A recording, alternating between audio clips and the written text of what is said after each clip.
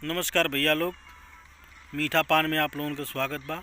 और हम रोहित सागर और आप लोगों का प्यार दुलार आशीर्वाद की वजह से आज हम गावतानी और आप लोग बहुत प्यार देतानी। तो हम सोचतानी कि आप लोगों की भी कुछ न कुछ इसी तरह आनंदित करत रही और मौज में रही। भैया लोग आप लोग मस्ती में रही।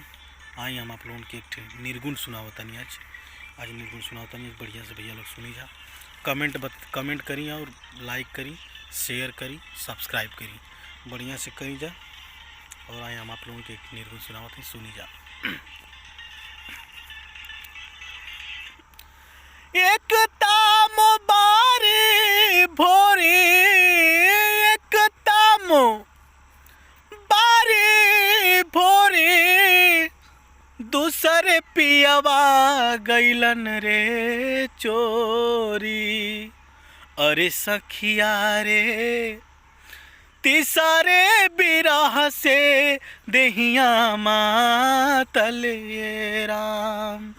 अरे सखिया रे तीसरे बिरह से देहिया मातल ये राम।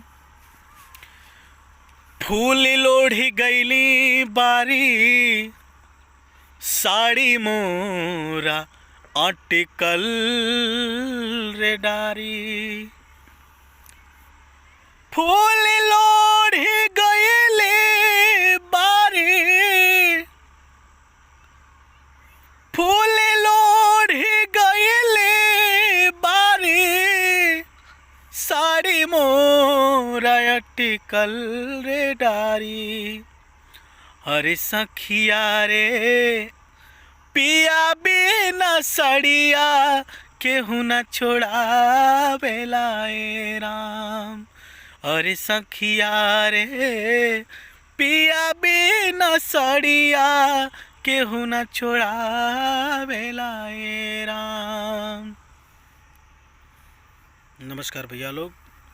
और गाना सुनी जाए, थोड़ा आवाज़ थोड़ा हमारा सही ना रहा, लेकिन फिर भी आप लोगों को बहुत बढ़िया से कोशिश करनी है गाँव का। और आप लोग प्यार दुलार अपने कमेंट बॉक्स में लिख के दें।